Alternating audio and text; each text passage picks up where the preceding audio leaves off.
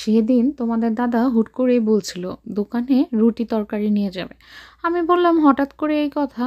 তো বলল যে বস বলেছে নিয়ে যেতে, তাও রুটি আমাকে বানিয়ে দিতে হবে। তো এখানে তো অনেক ফ্রোজেন রুটি পাওয়া যায়, ওর এই কথাতে আমি একটু অবশ্য হতবাক হয়েছিলাম। তো যাই হোক, হয়তোবা ভাবছি বাসার রুটি খেতে ইচ্ছে করছে। তো তখন ভাবলাম যে না, তো তখন আমি গিয়ে সবজি কিনে নিয়ে আসছি আর কি। ভেবো না এই সবজিগুলা কিনে আনছি, এগুলা তো আমাদের বাড়িওয়ালা দিদিদের বাগানের। দাদা সেদিন হুট করে বলছিল কি যে এগুলা নিয়ে যাও ঘরে রান্না করো। তো আমি তার জন্য নিয়ে আসছি। আবার দিদি বললো গাছ থেকে মরিচ পেড়ে নিয়ে যাইও। তো সেই মরিচগুলোও পেড়ে আনছিলাম। তো ভাবলাম যে সবজি রান্না করি, তো এই সবজিতে কিন্তু বাধ্যবাধকতা নেই এটা দিতে হবে ওইটা। আমি ফুলকপি, শিম, গাজর, আলু, বেগুন এইসব ব্যবহার করেছিলাম। আর এখানে ২টা তেজপাতা, ৪-৫টা শুকনা মরিচ, আর ৫-৬টা কাঁচা মরিচ, তারপর ৫ ফোড়ন নিয়েছি। ঝালটা যে যেমন খায়, এটার কোনো বাধ্যবাধকতা নেই। আর এখানে আছে আদা বাটা, অবশ্যই রসুন বাটা না, এটা শুধু আদা বাটা। তো তেল গরম হলে প্রথমে শুকনা মরিচ আর তেজপাতা দিয়ে দিছি। তারপরে আর কি ৫ ফোড়ন দিয়ে দিব, মরিচগুলা দিয়ে দিব।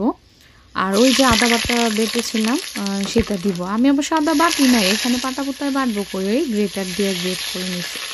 আসলে যখন আদর্শ বালিকা স্কুলে পড়তাম তখন আন্টিরা শুধুমাত্র আদা বাটা দিয়েই আলু আর পেঁপে দিয়ে একটা ভাজি করতো।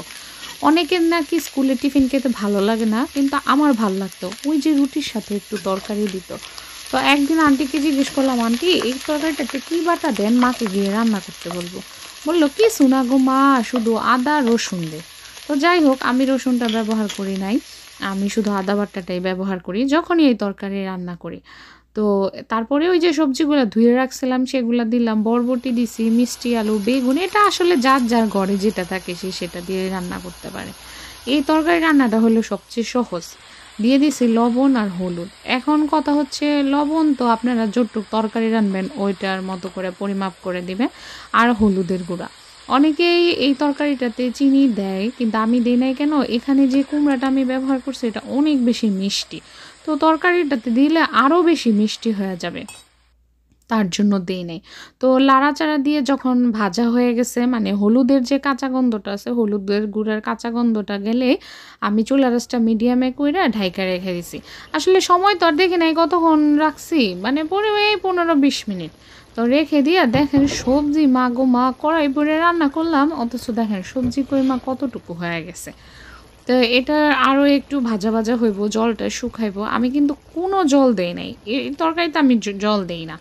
আর দিয়ে দিতেছি একটু ধনিয়া কুচি। আমি সাধারণত এটাতে ৫ ফোড়নের গুঁড়া দিই, সেদিনও দিছি, কিন্তু দেখাইতে ভুলে গেছি আর কি, ভাজা ৫ ফোড়নের গুঁড়াটা ব্যবহার করি। তো রান্না কিন্তু আসলে একটা আর্ট, এক একজন এক এক রকম রান্না করে। আমার এক যা গাইবান্ধায় থাকে, তো দিদিকে আমি জিজ্ঞেস করলাম, আচ্ছা দিদি, আমি না এই সবজিটা রান্না করলে একবারে ভর্তা ভর্তা হয়ে যায়, কারণ কি? হয় তুমি মনে হয় বেশি একটু নাড়াচাড়া করো। বেশি নাড়াচাড়া করবা না, হালকা নাড়াচাড়া করবা, সবজিগুলো আস্তে আস্তে থাকবো, খেতেও ভালো লাগবো, দেখতেও সুন্দর লাগবো। ও মা, দেখলাম দিদির কথা তো ঠিকই। বললাম না, যারা বেশি বেশি রান্না করে তাদের একটা দক্ষতা থাকে, কিন্তু এটা কিন্তু অস্বীকার করার কিছু নাই। তো যাই হোক, সবজি হয়ে গেছে। তোমরা চাইলে চিনি টিনি ব্যবহার করতে পারো। পাঁচ পাঁচ তরকারি আর কি, অনেকে লাবড়া বলে, অনেকে পাঁচ তরকারি বলে, এক একজন এক একভাবে রান্না করে। তো তোমার সাথে সেদিন রুটি তরকারি দিছি, বস রুটি তরকারি বস খায় নাই, তরকারিটা তোমার দাদা খেয়ে বলছে ভালো হয়েছে। তো আর বাকি যারা খাইছে সবাই বলছে ভালো হয়েছে। তো আজকের রেসিপিটা তোমরা চাইলে এভাবে রান্না করে দেখতে পারো।